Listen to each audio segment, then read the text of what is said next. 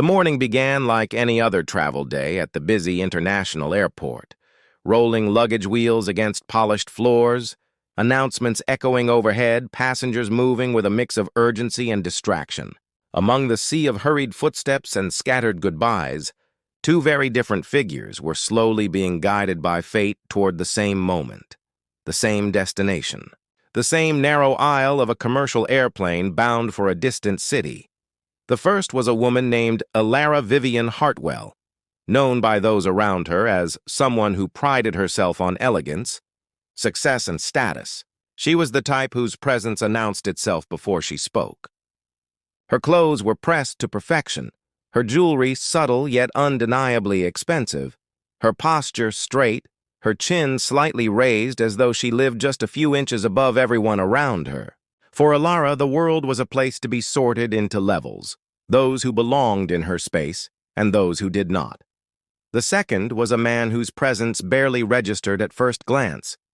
His name was Aaron Cole. His clothing was simple, worn, and creased from use.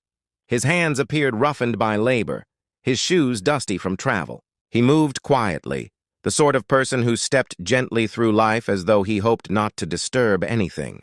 He carried no luxury bag, no polished briefcase, only a backpack that had clearly seen miles and weather. Where Alara exuded confidence, Aaron carried quiet exhaustion. Though they would soon sit side by side, they arrived at the gate under entirely different stories of life. Alara had spent her morning irritated by small inconveniences, the driver arriving 2 minutes late, the line at the coffee shop being longer than she liked, the airport security check taking more patience than she had to give. Each moment had been one more reminder that she believed the world should accommodate her. She had earned her status, she thought, through years of building her business, perfecting her reputation, and curating every detail of her life. And so she expected her surroundings to match this image. Aaron's morning, however, was shaped by quiet reflection. He had come from a region struck by tragedy only weeks earlier. The landslide had ripped through valleys, swallowing roads, houses, families, pieces of entire worlds. He had been there in the heart of it when the mountainside collapsed like a wave made of soil and stone. Where others had fled the danger, Aaron had run into it, not because he sought recognition or praise, but because something within him refused to turn away from others in need. His exhaustion was not simply physical. It was the weight of memory, of faces he saved and faces he could not. At the boarding gate, Alara barely noticed Aaron. Her attention was instead captured by her reflection in the glass panel, ensuring her appearance was flawless.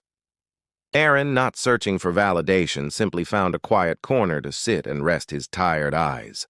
If anyone looked closely, they might have seen the shadow behind them, the stillness of someone who has witnessed loss, but chooses compassion anyway. When the boarding call sounded, passengers formed into lines. Priority boarding, business class, special assistance, general boarding, all divided into labeled groups, as though the journey began with separation. Alara stepped forward first, gliding to the entrance with the confidence of someone who assumed she belonged in the best spaces. Aaron boarded later, moving patiently with those in no rush to assert themselves. Inside the aircraft, the narrow aisle forced people into closeness, where judgments became easy to make. Alara found her seat near the front, not quite first class, but close enough to feel elevated. She placed her bag carefully, settling herself into a position that suggested ownership of the row. When Aaron entered the cabin, passengers looked past him, some with indifference, some with faint curiosity. He stopped beside Alara's seat. That was where his ticket placed him, right next to her. For a moment, the world paused, not outwardly, but in the silent judgments unspoken. Alara slowly turned her head, her eyes settling on him, observing his worn clothes, scuffed shoes, the slight dirt beneath fingernails that had once dug into earth and broken stone. To her, these were marks of someone who did not belong near her, someone from a life she believed herself above. She shifted slightly in her seat, not hiding her discomfort. The distance she felt she deserved narrowed into inches, and she could not accept it. Aaron remained calm. He moved quietly, placing his bag carefully, preparing to sit in the seat assigned to him. There was no resentment in his expression, only tiredness, the kind that comes from long journeys and heavier experiences. He had no expectations from anyone around him, no desire to challenge or confront. He simply wished to rest. But to Alara, his presence felt like an intrusion. Not because he had done anything wrong, but because of the story she had already decided about who he must be. She believed that refinement must be visible, that dignity had to be worn like a suit, and that comfort was something she had earned more than others. Passengers around them sensed the tension forming. Some looked away to avoid involvement. Others watched, curious how the situation would unfold. The cabin, filled with strangers, quietly shifted into an audience. In that moment, two lives, one rooted in pride and performance, the other shaped by humility and unseen courage, were placed together not by choice, but by fate, and the lesson that would unfold had already begun. Chapter 2. The judgment, the plane continued to fill, row by row, with the sound of luggage thudding softly against overhead compartments and passengers murmuring to one another as they settled in. Outside the window, airport staff guided vehicles across the tarmac with practiced efficiency. Inside, the air was still, the kind of stillness that comes before an emotional shift, calm on the surface, yet quietly charged beneath. Alara remained rigid in her seat, holding her posture as though it were armor. Her eyes flicked repeatedly toward Aaron, who now sat beside her. His presence seemed to unsettle her, not because of anything he had done, but because of what she believed he represented. To her, he symbolized disorder, a disruption to the carefully maintained image of the world she believed herself part of. Her identity had been built on an unspoken hierarchy, one she expected others to recognize without needing explanation. Aaron, meanwhile, settled his backpack below the seat and rested his hands on his lap. The stillness he carried was not born of comfort, but of acceptance. He had learned long ago that there were some storms a person could stand through simply by remaining steady. The memories of digging through rubble with bare hands, of carrying strangers through mud, of whispering small reassurances to people he did not know as fear gripped them. Those experiences had shaped him into someone who did not look outward for recognition or validation. His silence was not submission. It was strength. The other passengers observed quietly. Some noticed Alara's stiff, controlled expressions. Some saw the exhausted calm in Aaron's eyes. Most, however, chose to stay distant. Judgment in silence is often easier than involvement. The flight attendants moved down the aisle, performing their final checks. One of them paused near Alara and Aaron's row, adjusting the overhead bin. Alara lifted her chin slightly, a gesture so small yet so practiced, as though summoning authority that had never been placed into question. In her mind, her level of refinement was self-evident. She did not need to ask for consideration. She expected it.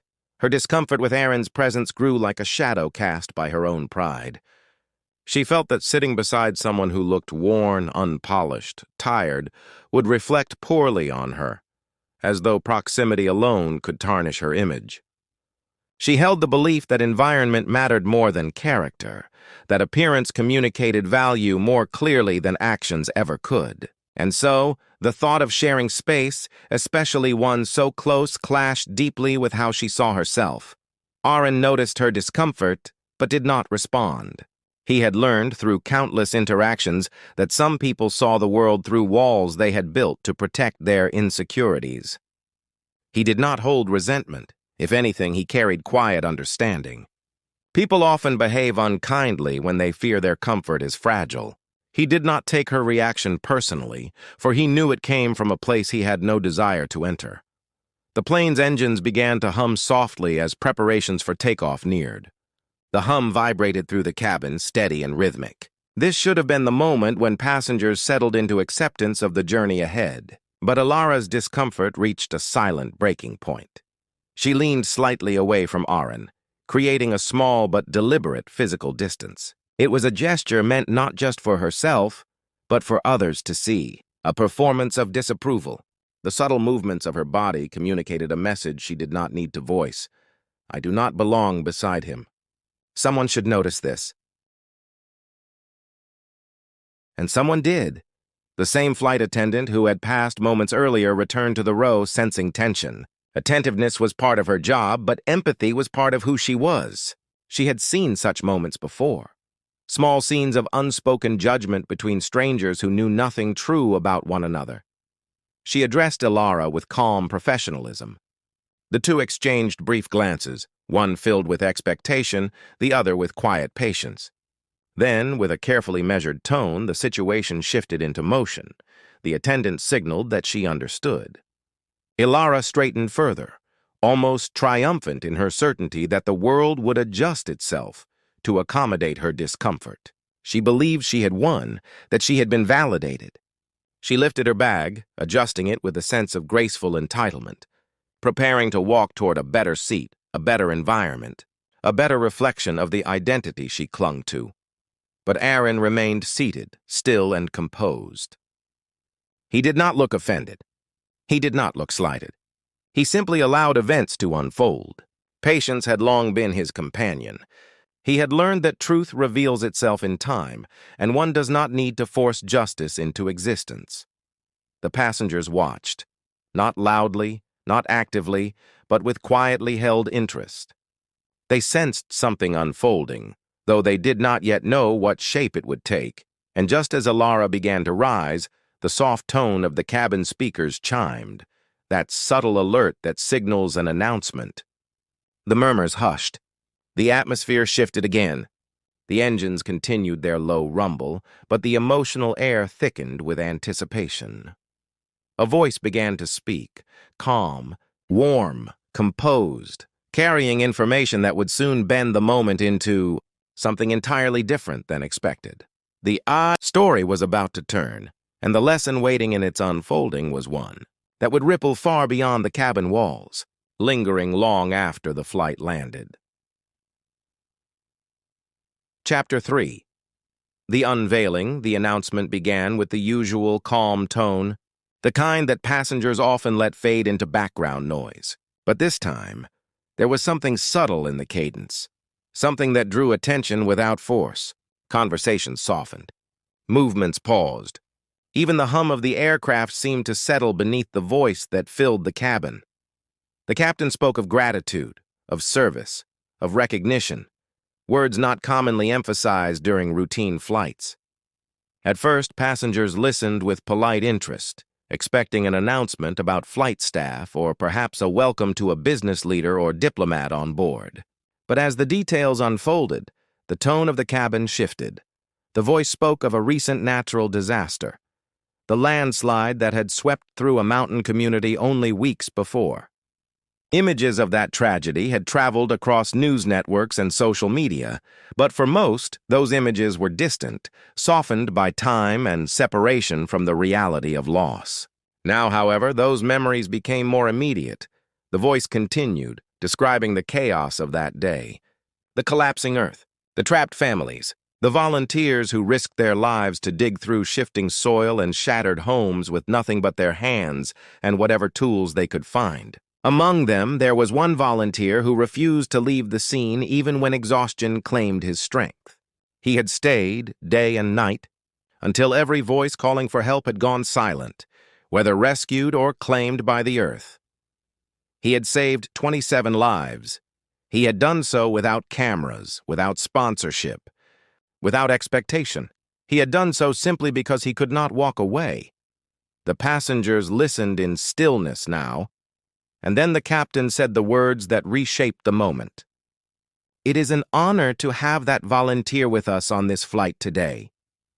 The silence that followed held a profound weight, the kind of silence where people feel the air change, where understanding begins to dawn not as a strike, but as a slow illumination. Ilara remained standing, her expensive handbag hanging loosely from her hand. Her heart beat faster, not yet knowing why, but sensing something inside her shift with quiet unease.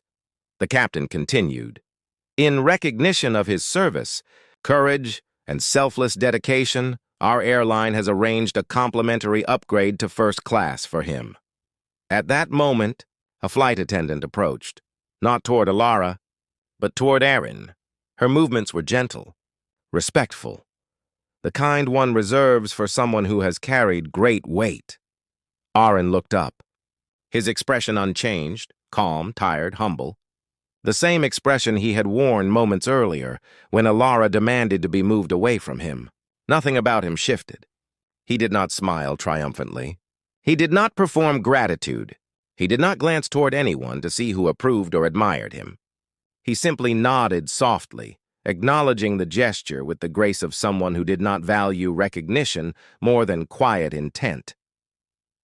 The passengers who had watched silently now looked at him with new eyes. Their earlier indifference gave way to understanding.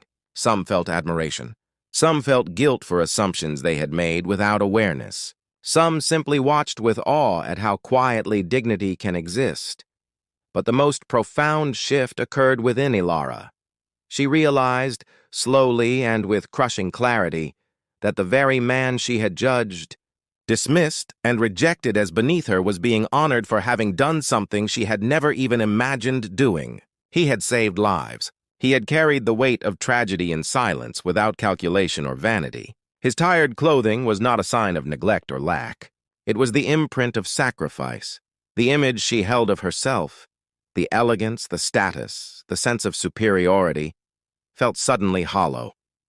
Not because she had done anything dramatic or violent, but because the truth revealed itself in contrast. Her refinement had been external, his dignity internal. She felt her cheeks warm, though no one spoke to her. She felt her mind begin to race, though no one criticized her. She felt herself shrinking, though no one demanded apology. Her judgment had been her undoing, and it unfolded not through confrontation, but through revelation. Aaron stood slowly, lifting his backpack with a tired motion. He did not look at Alara, not because he held resentment, but because he held no need to. He was not leaving to prove a point. He was simply accepting a seat he did not ask for. As he stepped past her, the passengers began to applaud, softly at first, then building as more hands joined. The sound rolled through the cabin like a wave, not loud or theatrical, but steady, warm, meaningful. Alara remained frozen. The distance she had tried to create between herself and him now existed entirely inside her. A chasm built from pride and bridged only by realization. For the first time in a long while, she saw herself not through the mirror of her own design, but through truth. And the truth was painful. She lowered herself back into her seat slowly, carefully, as though afraid her body might break beneath the weight of awareness. The applause continued, the sound echoing in a place she could not escape. Aaron reached the first-class section and took his seat, not with pride, not with discomfort, but with the quiet acceptance of someone who understands that recognition means less than intention. The plane cabin returned to stillness, but the emotional landscape had changed. Completely. Ilara stared forward, her hands resting in her lap, no longer arranged to display her rings or poise. She did not look at anyone. She did not need to. The reflection of her actions now lived fully within her mind, and it would stay there, shaping, unraveling, rebuilding. Long after this flight ended, the journey had only just begun. Chapter 4. The landing, the plane settled into the air, its ascent now behind it. Clouds stretched below like soft fields of white, illuminated by sunlight from above. Inside the cabin, however, the atmosphere remained hushed. Not the casual quiet of travel, but the reflective silence that follows the unveiling of truth. Alara sat unmoving, her posture no longer held by confidence, but by contemplation.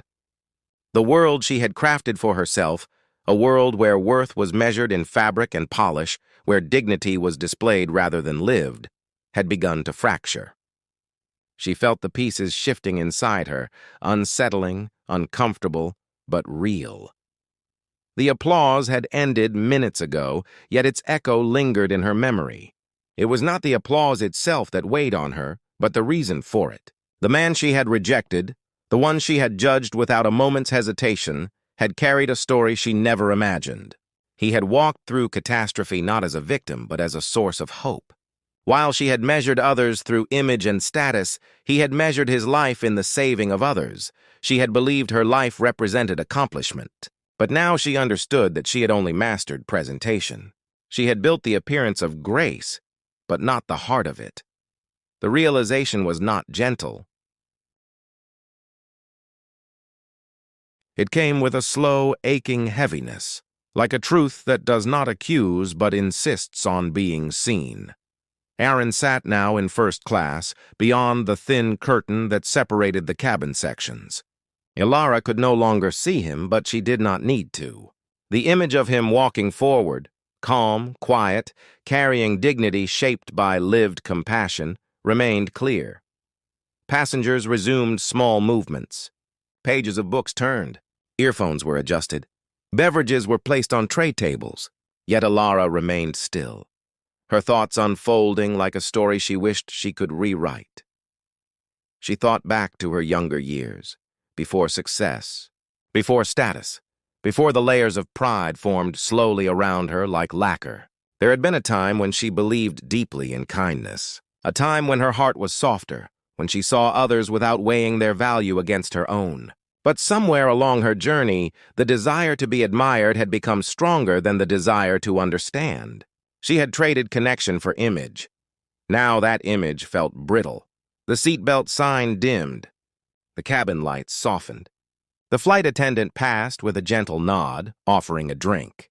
Ilara refused politely, though her voice carried quiet strain. She thought of approaching Aaron. She imagined standing in front of him, apologizing not only for her behavior, but for the person she had allowed herself to become. But the thought of speaking felt overwhelming, not because she feared rejection, but because she feared her apology would be less than what was required. That words could not repair the truth she had revealed about herself. So she remained silent, holding her regret like a stone in her chest. Hours passed in the slow, steady rhythm of flight. The sky outside shifted from bright daylight to muted evening hues, as though reflecting the inward transformation taking place within her. The cabin announcement soon signaled the plane's descent. The journey was nearing its end. The engines rumbled gently as the aircraft began to lower. Passengers prepared for landing, securing bags, straightening seats, fastening belts.